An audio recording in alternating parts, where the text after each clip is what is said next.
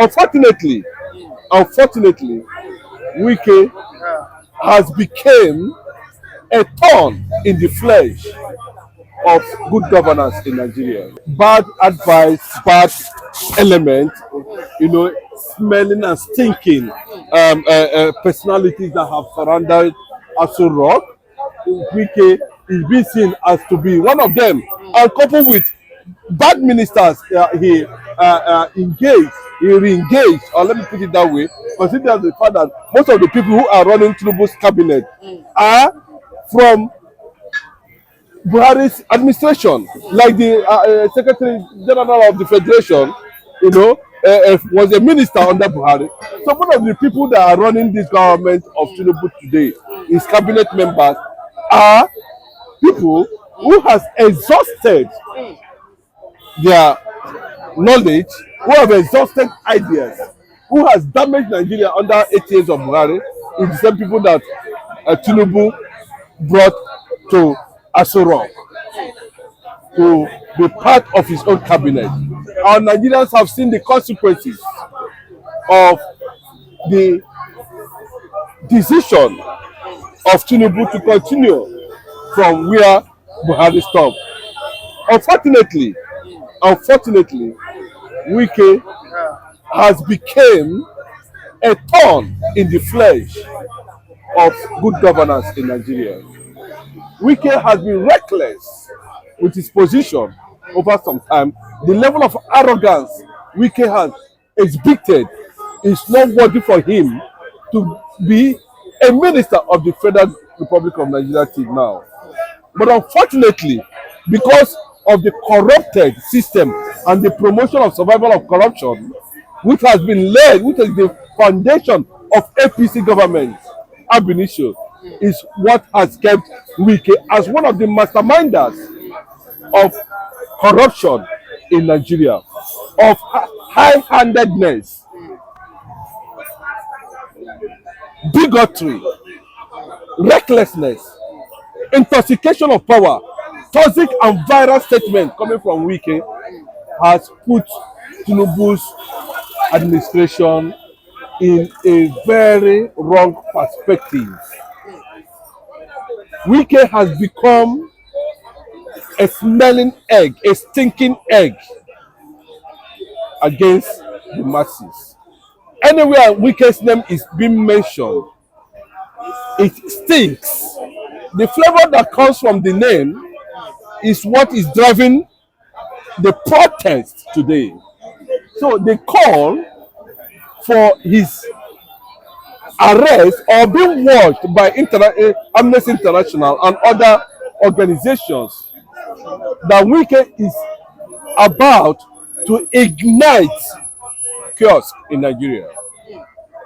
And that is why the former APC National Secretary, Timi Frank, came out and make it bold,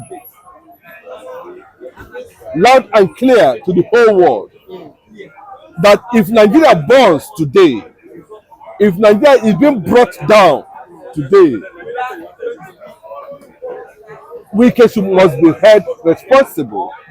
Because at this point in time, when you talk about hunger, you talk about anger. They say a hungry man is an angry man. And what does an angry man need? And an angry man needs a soft word, a soft thought. Hope in midst of hopelessness. You can see even the Senate president making mockery. A whole Senate president, the number 2 citizen, number 3 citizen, making that kind of statement that you can go to the gutters and protest. We are in paradise eating, and you cannot do anything. We are talking about over 200 million Nigerians that can storm Aso Rock this morning. Wike and Abio will disappear. And if care is not taken, it might likely come to that point. And that is why people are saying that start inciting unnecessary and reckless statements coming from Wike must be checkmated, because Any further threat from Wike, people will take it up with him. Just like what Asante Kuba was saying, nobody's going to protest in River State. Nobody's going to come near the government house. He doesn't want to see anybody in Rumola. Doesn't want to see anybody anywhere in Port Harcourt. Asante Kuba, what happened? Can you tell us what happened in River State? Can you share your experience? Can you come out and tell the whole world? You are a child. You are only stupid about what happens to Igbos. People, something is coming behind you, Asante Kubo, that will diminish you at the restoration of Biafra. Port Harcourt is a Biafran land where you sit down and encourage evil, bad nature against Nigerians. What in Nigerians that are dying, millions are dying of hunger, and you are saying they do not have any constitutional rights. You are denying them their civic responsibility, their constitutional rights, because they have pacified you enough financially.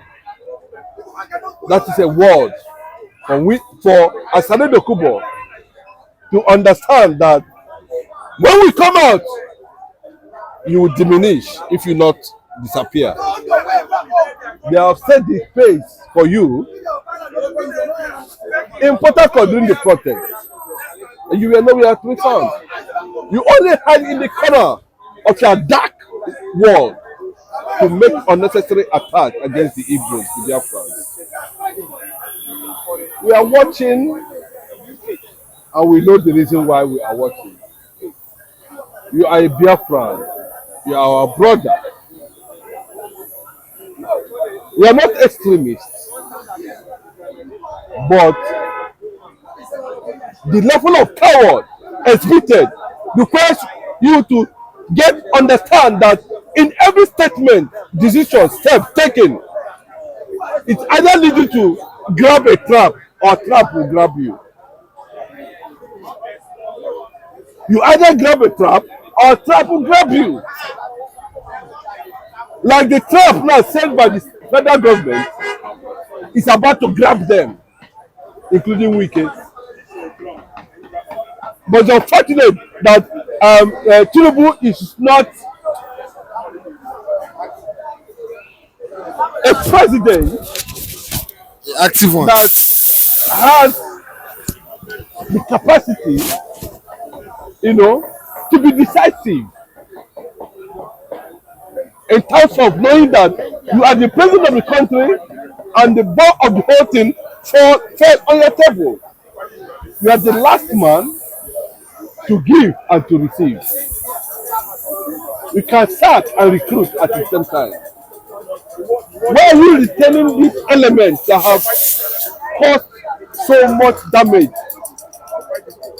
that have labored you? They are even working against you.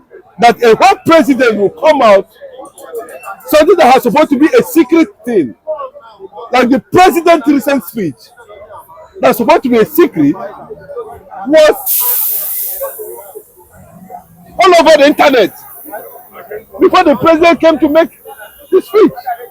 Meaning that the people who are working with you like Wike are sabotaging you. They are more of destruction, of bad. It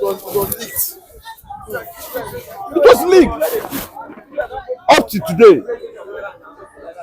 Tinubu does not know who was behind that. The ace does not know who is behind that. The intelligence unit cannot be able to find out who was behind that in this moment.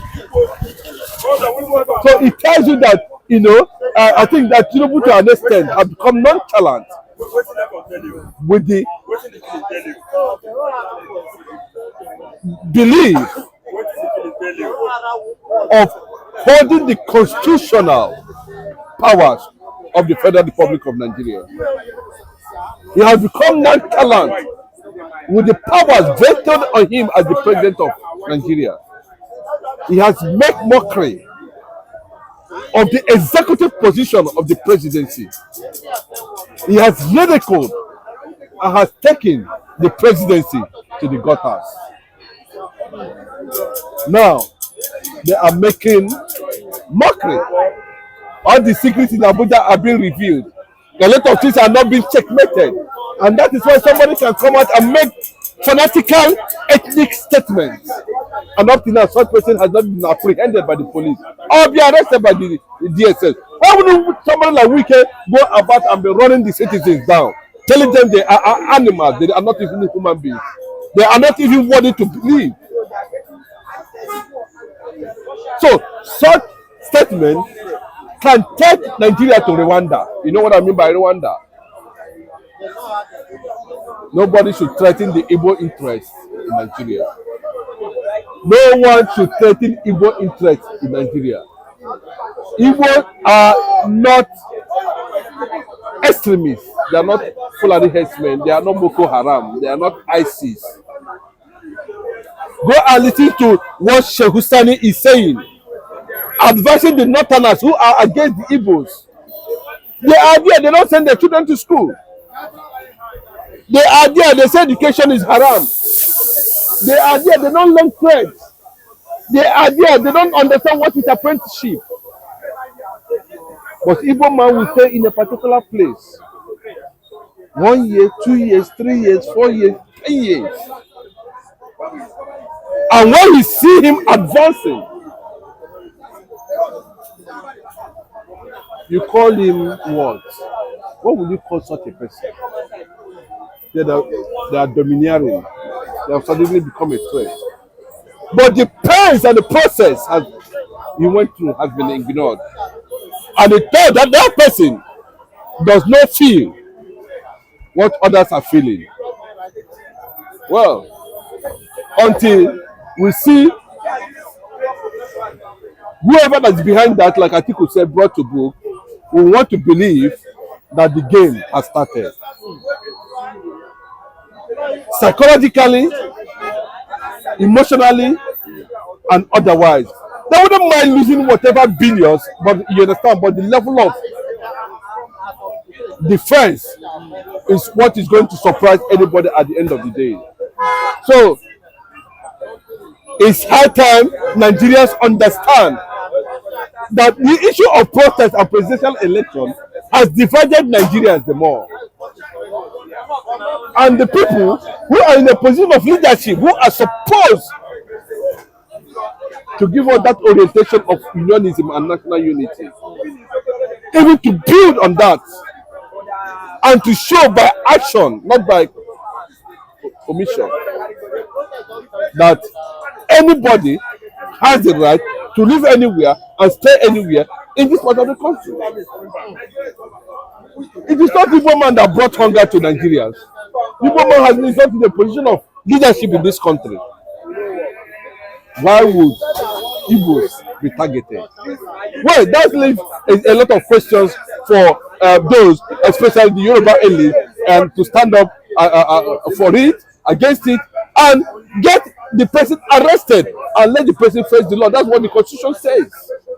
And if they fail to do that, we will interpret that silence on a different note. But as it stands today, what we're saying is that the ICC, the Amnesty International, all the world organizations that are responsible for human rights should, from henceforth, put Nyesom Wike, former governor of Rivers State, and now the minister of the FCT, on their radar, and he will bear the consequences if Nigeria is being pushed. You just said they should even give him visa ban, to countries like of course, we have seen similar things happening, but we don't know how effective that is now. Currently, now, Wike was one of the people, that they said he's not going to travel out immediately after the the presidential election, where the US and the UN and other relevant organizations, shortlisted some people who made that election, unbearable for some people, and some of their names were shortlisted. Of course, I believe that somebody like Wike, giving the BBC revelation of what happened in Rivers State during the election, should also be in that radar or be denied, if not he is now, of any access to travel out. Not only Wike, so many of them like that, especially Bayo Ononuga should also be in that list, be in that radar. Because what is playing out in Lagos State was as a result of reckless statement and fanatical attack on the Igbos. But unfortunately, Nigerians can bear testimony to what is happening and understand that it was not the Igbos, but it was a deliberate gang up to continue to oil and fuel hate against Igbos with their northern counterparts. We understand that very clearly, and with time, if not now, we have taken our position. Igbos are builders of economy of nations on the continent of Africa. Globally. Globally. Should I just name Eastern Africa? Go and ask Zambia, ask Tanzania, ask Uganda, ask Namibia.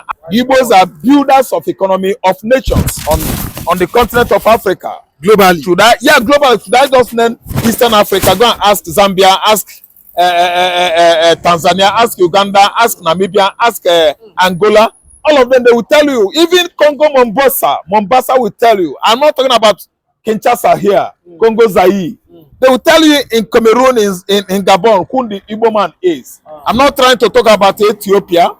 Ancestrally, we are related with the King Solomon, descendants in Ethiopia. How could these cows that did not go to school, other Igbos to go live southwest? Anyway, I like the way this Lagos State Governor Sanwo-Olu was unperturbed. Yes, unperturbed. Because he was like, who are this? Who are that? He snapped it. He was perturbed. I mean, the governor. He said, who are those people? They have gone after that Twitter. The owner of that X handle is on the run because he has committed treasonable felony. He's supposed to be incarcerated.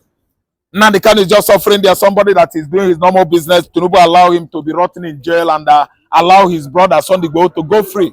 Then these are people that have committed treasonable felony, asking Igbos to go in a nation, a country that Igbo has built over the years. For 54 years, Igbos continuously were the builder of economy of Nigeria. Who is that person that is telling Igbos to go? They are faceless. Their profile still remain hidden, fictitious. Yes, it has not been open. Because if you know they are the person that is responsible for that statement, you should come out and show your face. Faceless people that are threatening Igbos are cowards. Men of cowardism and cowardice are telling Igbos to leave southwest. The investors in the southwestern region that has brought about the building of the world modern economy of Lagos State. They are the Igbos. If you tell Igbos to leave, you are telling your food, your money, the money you are using to feed your household to go. These are cowards. These are people that are agitating for Tinubu to remain in power. How could Tinubu allow miscreants in the southwest to take over the whole Lagos, Ondo, Ekiti, Oyo, Ochun states? See, let me tell you, it has brought another ghost of shame for the Yorubas. How could they allow people that did not know their left from their right to speak for you? Because they are touts. What is it that Yoruba touts represent in Nigeria economy, in Nigeria government, in Nigerian nation building? Void, annoyed. So, man, it's so laughable, it's so funny that something like this will be thriving, proliferating in southwestern region. Do they have Agboro here? No. Come to Onitsha. I will tell you that Upper Iweka. Mr. Iweka is from Obosi. The first Agboro in West Africa, starting from the year 1912. The first place that Agboro started, go and Google it. Yeah, in Onitsha. Upper Iweka is Mr. Iweka from Obosi. He started it. Where are they today? They are billionaires in Anambra State. If you go to Onitsha today, you will see them. They are big men, staying in their offices, transacting with local government, state government. They make their money. They don't steal. They don't harass people. Have you seen any Yoruba man that went to Southeast and come back to Lagos State or Ondo State to Ekiti and said, Agboro in Onitsha harassed me? Who are you? Do you have money? Can you feed Agboro in Onitsha? What do they have to do with your money? Your money is not enough to make them who they are today. The Agboro in Onitsha are the CNO Colis, the Ugochukwu Motos, the PNM Meras, the Mike Meras, the Okesins, the Ekesins. These are big transporters we have in Igbo land. They are converted into transportation moguls. They are the transporter moguls in Igbo land. They don't come here begging people money on the road. They start orchestrating troubles, making troubles with traders, transporters, keke, motorists, and other transporters in Lagos State claiming that we are Agboro. Now you are giving Igbos quick notice